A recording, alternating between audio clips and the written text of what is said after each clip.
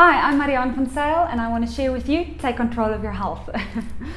So yeah, it's a massive topic. Health is now becoming so important in many aspects, and in this reason for sharing around health is that there is a way of us really getting in tune and with an understanding of what does health mean to me individually. Yet it is about us needing to own and take control of our own health. So let me start sharing out of my own journey. With me really having a loss of control over my mental health first, before I realized I am not in control of my physical health. And the big traumatic changing point for me, where things really changed and took a sense of control out of my hands, was the delivering and the birth of my firstborn son. And it was an absolute privilege and love at first sight to meet my boy. Yet it is a story to tell with regards to the physical challenge and the mental challenge that took place. So the experience of not being able to deliver him naturally because of complications, and we had to deliver him via C-section. And so with the absolute gratitude I have towards medical facilities that were able to assist us and to make sure that both me and my son are alive and growing and are healthy today. So this story is an individual lens in my personal understanding of taking control over my own health and what parts of my health I had to take control of. So I just wanted to share that we need to understand our health from a very personal capacity. So what that traumatic event for me meant for me, why it was traumatic for me, is my mental state was already challenged in a specific area, and it was the area of failure and the fear of failure. If I fail, I'm not good enough. And that was a challenge in my mental health already, due to things while growing up, etc. in life that happened.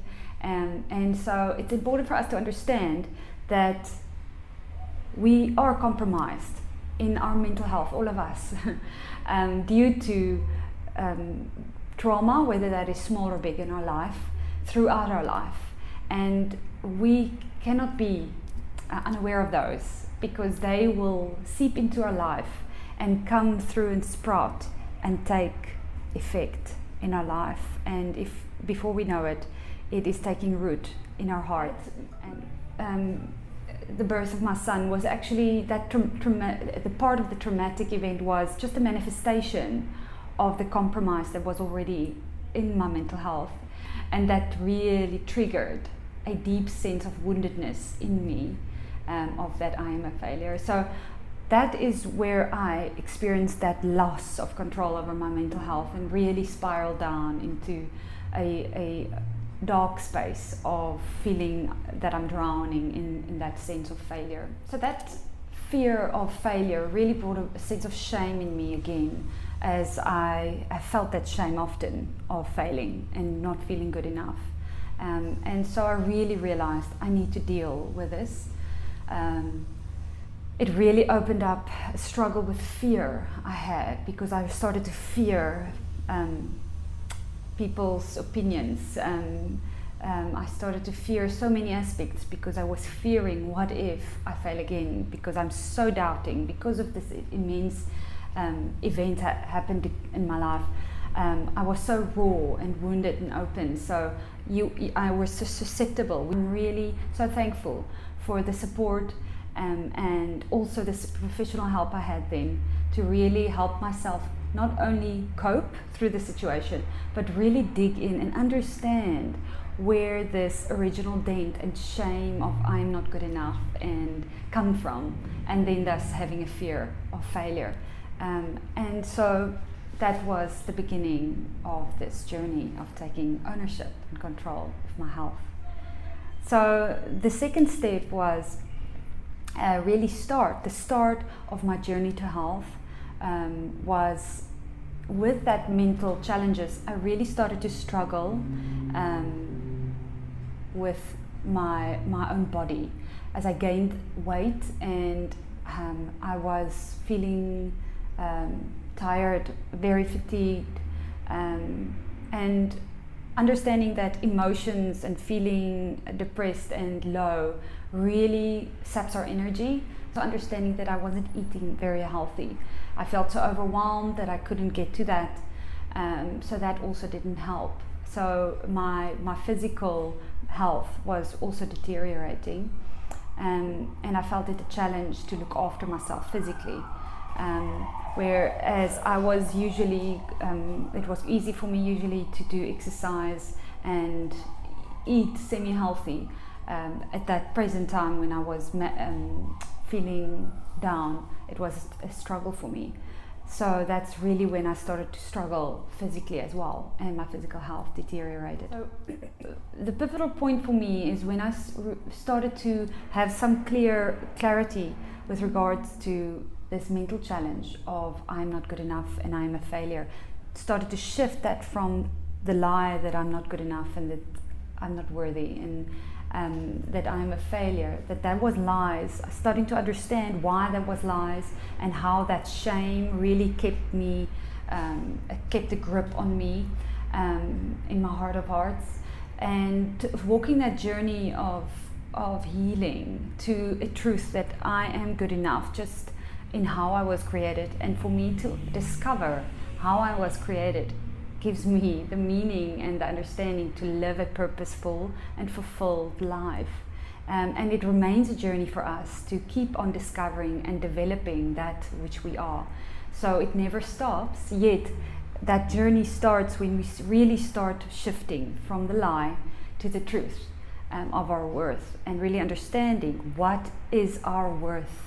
How do we define our worth? What does it mean for me to say that I'm enough? Enough in what regard?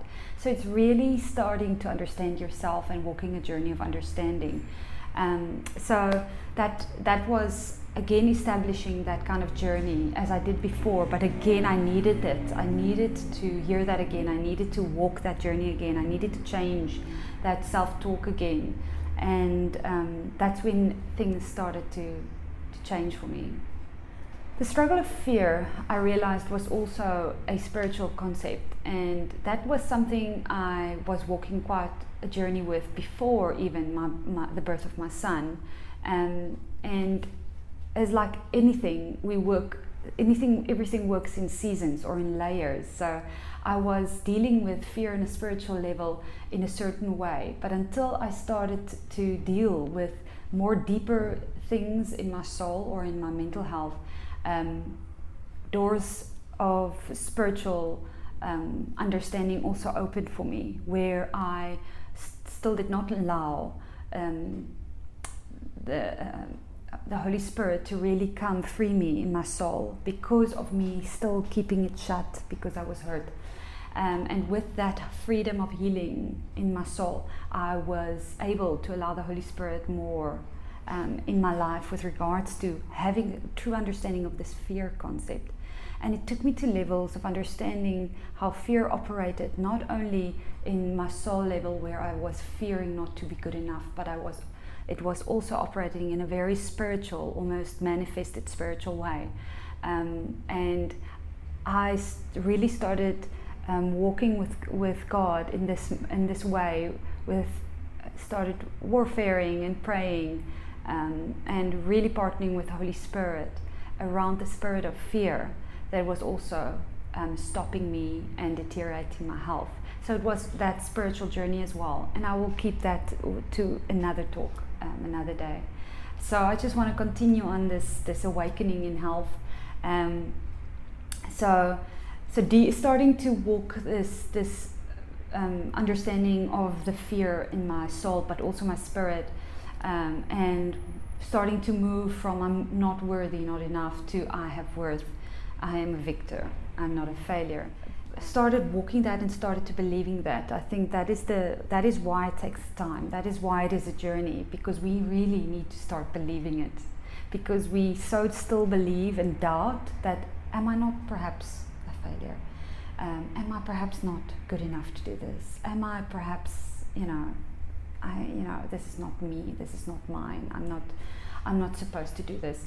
All those lies that we believe with that needs to change into really believing our worth, understanding and believing our worth. I'm not saying that we need now go fool ourselves to do things that we can't, no. But with the understanding comes to understand, where am I? Where is my spot? Where should I be? Where shouldn't I be? But I'm talking about our worth, so identity. With that understanding of my worth and that I'm a victor, I became pregnant as well again with my second child. So I was very motivated to have a natural birth, and it's not out of a striving space of I need to prove I'm not a failure, because that is what I need to guard against, but out of a space and place of overcoming and being victorious in something that has enslaved me my entire life, and that is fearing failure. So to me, it was understanding what this fight is about, and also to know that the fight was not only physical, and that it was such a spiritual battle for me as well. There were so many things that I placed on the doctors and other people's opinions. I placed so many weight of their opinion into my own decisions. And somewhere along the line, from my previous birth up till my pregnancy with my second child, my eyes started to open up, as it does when we become aware of things and really started dealing with things. And I realized that there were so many things I was not taking ownership of.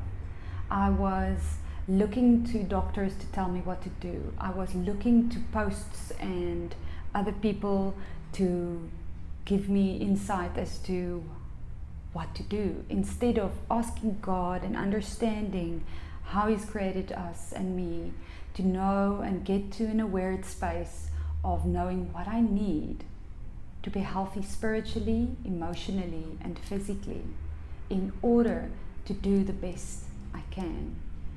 And so that when that penny dropped for me, and I realized, sure, I was not taking ownership.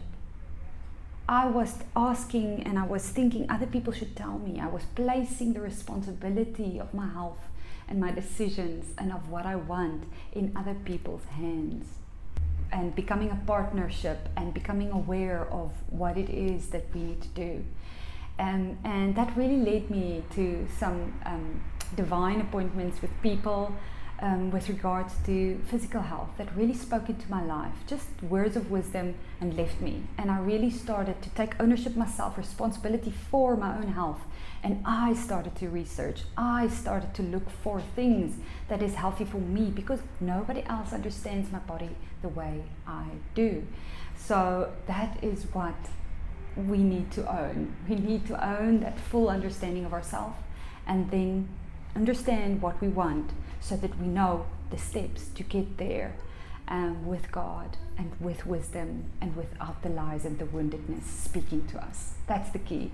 I transformed my lifestyle with regards to eating habits and movement, and really again committed to a discipline of taking care of my mental health with regards to what I read, how I journal, how I spoke about myself with other people, and that I did speak to people, because it's healthy for us to speak with people that is safe, that loves us.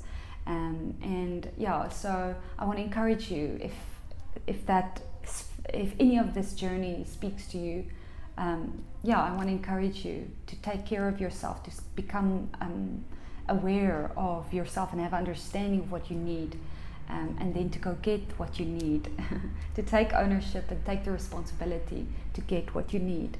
I want to just testified. I were able to deliver my second child naturally and without medication, and it was a profound experience of empowerment, but also a deep settling of knowing that life is ours to own and nobody else's. We need to own our own life, and we cannot compare ourselves, we cannot wish for something else. It is owning, it is accepting, it is taking responsibility for what we have and making it into what we want. Lifestyle has changed, it's been a journey, but I would not have thought 4 years ago that I will do those kind of things to feed my family and myself, and to appreciate and engage with my family and our health in that way. And so I want to encourage you, if you want to speak to me about this, you're more than welcome. But it's just the understanding of gaining control and freedom within your own body is a journey, and it's a very personal one, and it's one that we need to become free of our woundedness and walk into the truth of how we were put together and understanding ourselves in there. So I want to encourage you. Thank you for listening.